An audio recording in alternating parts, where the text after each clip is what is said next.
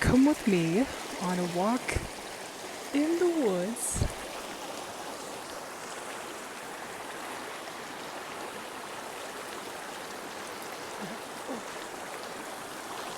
as we chat about some other thoughts I'm having. I was just pondering something in regard to showing up in a relationship.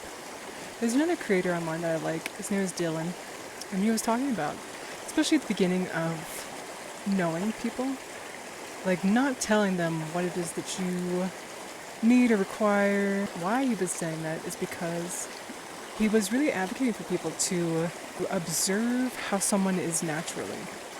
Because if you try to just offer everything up front about, okay, this is what I need, this is what I want, then that person could potentially do that for a time. But if it's not their natural way of being, then they will default back to that. Probably relatively quickly. But at that point, you're going to be more attached to them. So, in kind of a different way, I was applying this principle because recently I was around someone who's been a friend of mine for a long time, but this was in a different capacity than I've been around them ever. And I noticed within myself these moments of sort of desiring more from them, but it was really interesting. It's like I was able to relate to that from a place of observation, not making them wrong or not making me wrong. And it was just like, oh, I only have X amount of days to see this person, and so I guess there was a part of me that just thought it was going to be a little bit different than it has been. But then when I came at it from that same approach, even though this isn't something I'm just learning about, but it is someone who I'm engaging with on a daily basis when I've never had that experience with them, and to approach it from a place of observing and just being like, okay, what exactly does just their natural way of being show me about their capacity, show me about maybe how I can hold space for my own expectation while not placing it on someone who maybe can't do it, and not making them wrong, but not making me wrong either. And then maybe too, there's a sense of what in that can I offer to my own self, or can I get fulfilled in a different way? Like, if it's that I want a connection, then there's lots of ways I could do that, right? There's I could go dancing or something. Instead of deciding that it has to be this one person doing something, really letting yourself observe, what is actually available. And then, of course, there is a point at which you can advocate for what you need and, start negotiating in relationship how people are going to show up.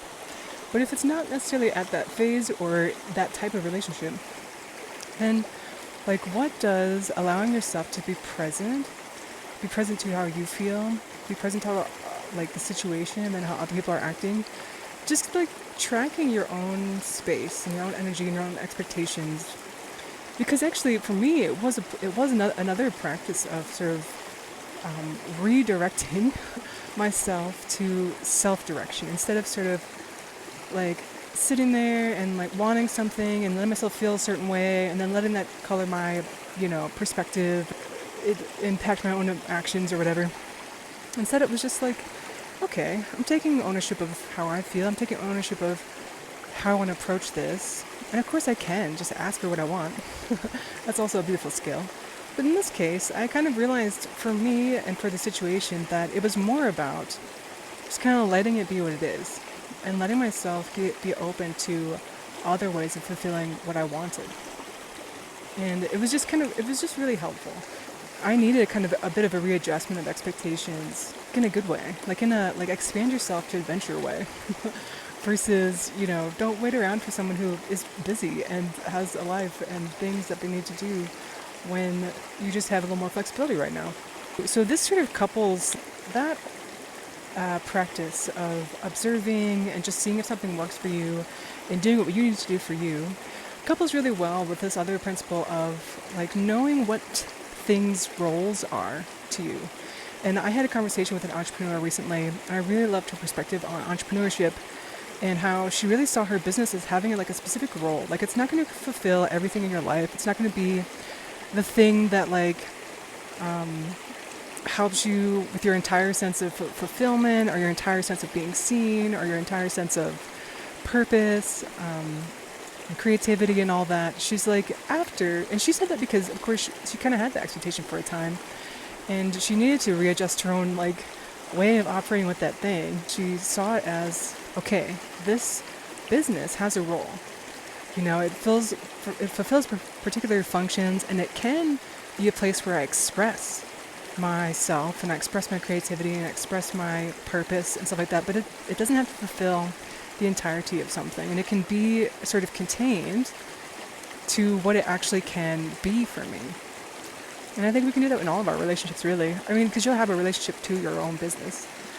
And maybe just like looking at that, being like, okay, if I readjust myself back to sovereignty and self-direction, and just notice where maybe I'm kind of giving that over to situations or circumstances or people or expectations that I can now become aware of, like, how do I want to really just explore, like, what are the roles of these things in my life? How do I want to show up for that? What is my expectation? What, like, and you can have expectations. I think that's great.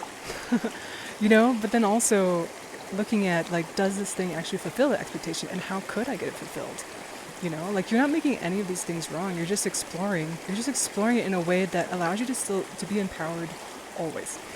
Like, you are always the person who is, like, directing your life. You are creating your life, you know, and that can be a really cool and playful thing, especially when we don't get overly attached to situations and people and things like that. And so, especially when you take on that exploration from like playfulness and curiosity, and even if it doesn't feel playful, sometimes it's more like playfulness in the way of approaching it with like a level of curiosity and lightness where I'm not judging anything. I'm just seeing. I'm just letting myself see and letting myself experiment. You know, I think that's part of, like, living yesfully, right? That you're saying yes to what is, and yes to your desires, and yes to pursuing them without, like, trying to force something that maybe just isn't going to work in a particular way, you know? I think that's how we lose our power sometimes, is we don't just get clear or honest with ourselves about, like, hey, maybe this situation or person or thing, it, like, can't fulfill that expectation. It's not wrong to have that. And so I can explore how I could get it fulfilled, you know, if it's my desire, if it's my dream or my vision for myself, like, I still am the one who's going to be creating that. And so, and I don't have to be attached to it, something outside of me being the answer to that, because there's so many ways I could do this. So, yeah, I think it kind of brings it back to just, like, your own creative power in your life.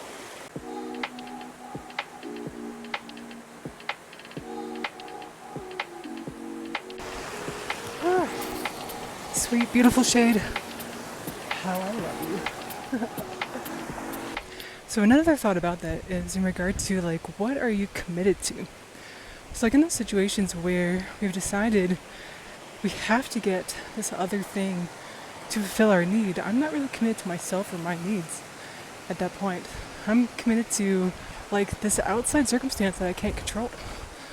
You know?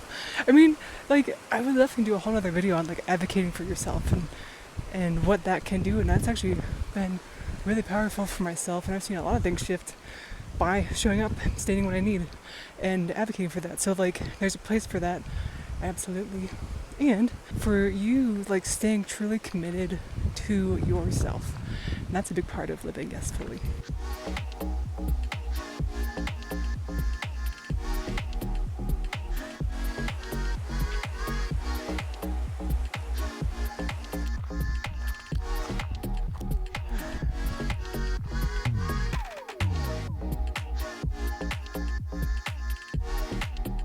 So what I'm realizing too is, like, what I'm really getting at is when we've decided something outside of ourselves has to prove something to us instead of us just claiming it for ourselves, right? So, like, I think often in relationships we want other people to prove that we're valuable and wanted, and we could just be practicing claiming that for ourselves, being like, hey, I'm valuable, hey, I'm wanted, hey, I'm wonderful, like whatever it is.